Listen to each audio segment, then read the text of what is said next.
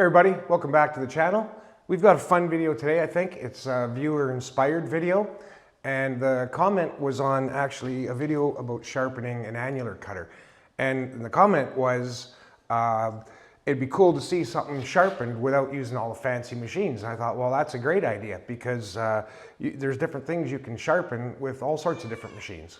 The annular cutter, though, is not one of those things. My advice would be, if you don't have proper equipment and a really decent knowledge of what all's going on here, that you just leave these alone, because it's super important that these are just the way they're meant to be.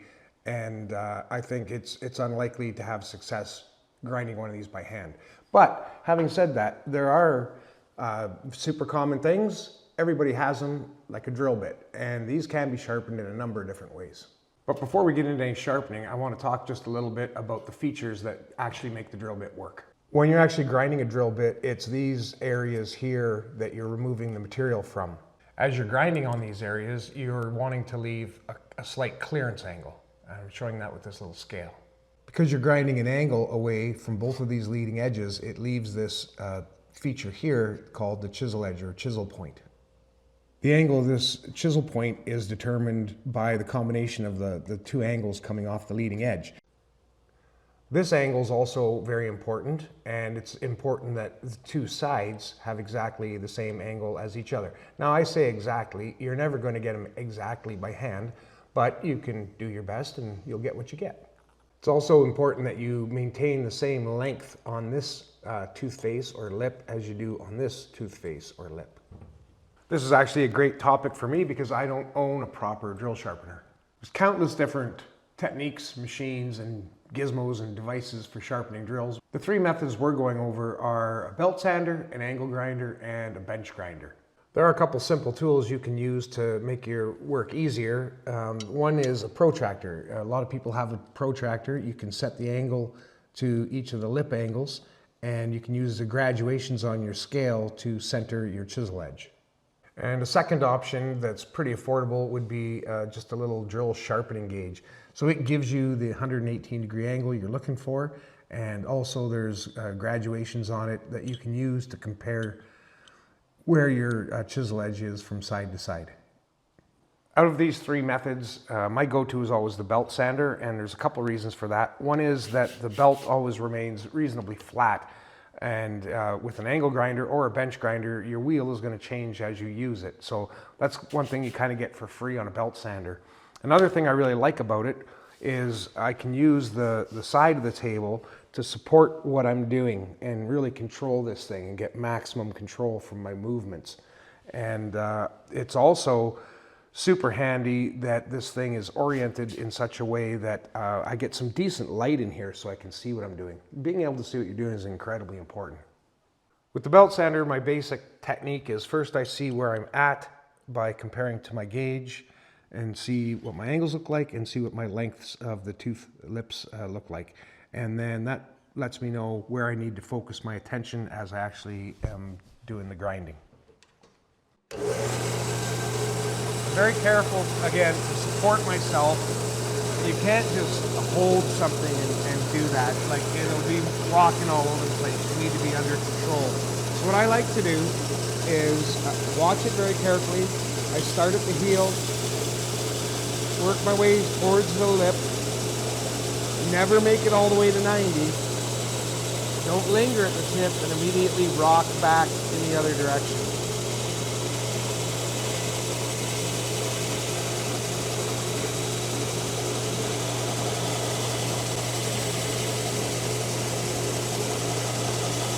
Now I've counted the number of strokes,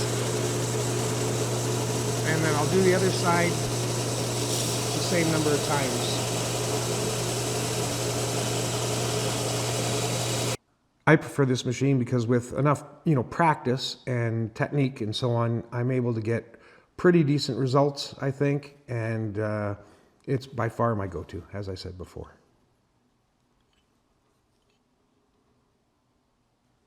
So onto the bench grinder, there's some different challenges. One is the wheel is going to wear unevenly and you're going to have a way of dressing it. You're probably going to be dressing it by hand, so it's not going to be super flat. And you're going to get less of a quality sharpening using the bench grinder. but you can get it done and you can drill a hole and the work can carry on. This wheel definitely isn't even close to flat. It's got some real contours to it from, use in general. So I'm going to get a diamond dresser. I'm going to flatten that out as best I can by eye and by hand.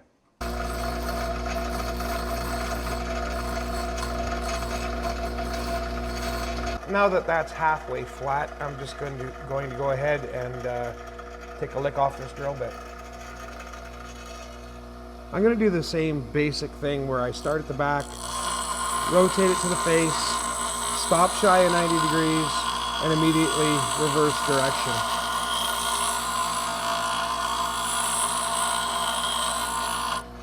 Now I can take a look at my chisel edge angle and decide if I'm happy.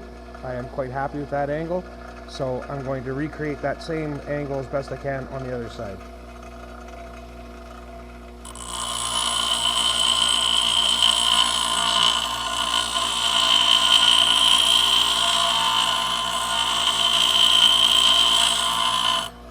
Again, I'm resting my hand on something so I can really control my movements.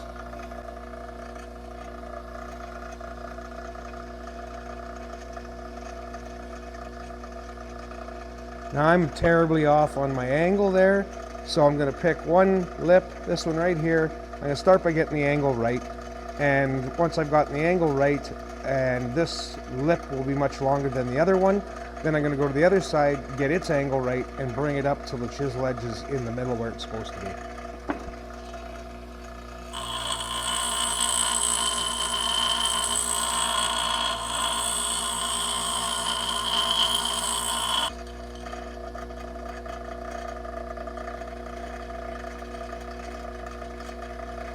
So both angles are pretty decent and the chisel is pretty well centered.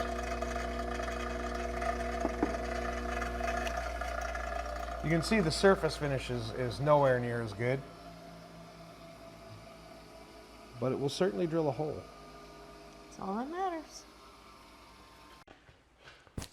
So that brings us to the angle grinder. This would be my least recommended method, I would say, but to get any kind of results, I would recommend you put a fresh wheel on. That way you've got a flat surface to grind against. And definitely clamp it down securely. You don't want that thing able to move around on you. Now I've got my wheel guard positioned so that I can use that as a rest. And what I'm going to be doing, same technique, same basic technique as before. I'm going to be starting at the heel, rocking towards the lip, and stopping shy of the horizontal mark. That's what's going to give me my clearance angle. And then quickly transitioning back and forth like that. Not lingering too long at the lip. That'll give me a flat. This one actually has a flat for a different reason, but you don't want a flat there. You want a nice continuous curve throughout it.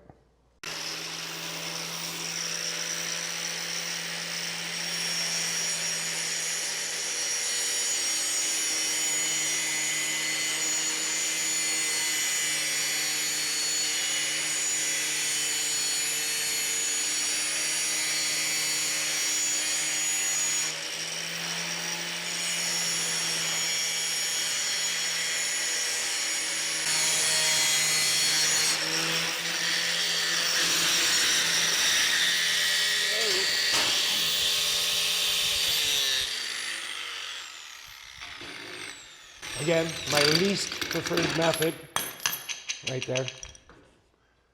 Well, let's try that again.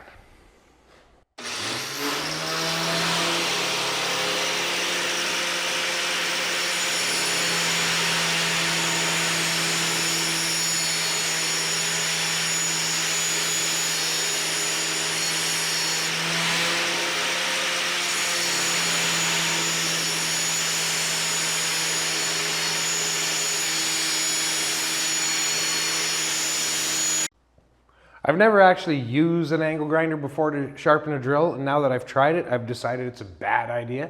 So I'm taking that off my list of recommended possible ways of sharpening a drill bit. Now, sure you could, but there's crazy vibration going on, and I mean, if you maybe mounted your angle grinder to something rigid and it was firmly held there, that'd be one thing. but just clamping it down is totally not working. And so I'm removing that from my list of possible ways to sharpen a drill. Well, in conclusion, I'm still a big fan of the belt sander. It's super non-aggressive, and it's not the least bit intimidating to stand around while you're actually sharpening something on it. You get a decent finish, like a really good finish, and it's easy to control your movements on it. The bench grinder would be my second favorite choice. It's coarser, less of a flat surface that you're using to grind.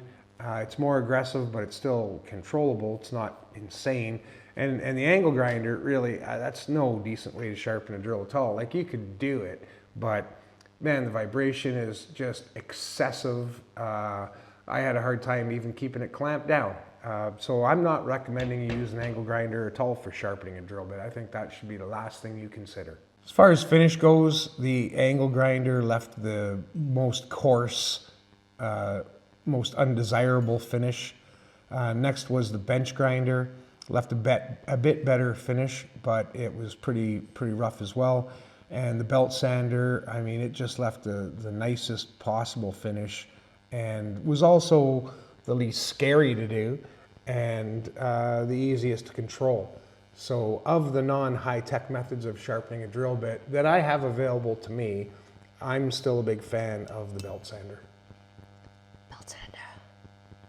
Well, that's it for today's video, guys. I hope you enjoyed. As usual, don't do anything I do, because it's clearly unsafe. And I would like to point out, nobody died. And please like, share, subscribe. We'll see you in the next one.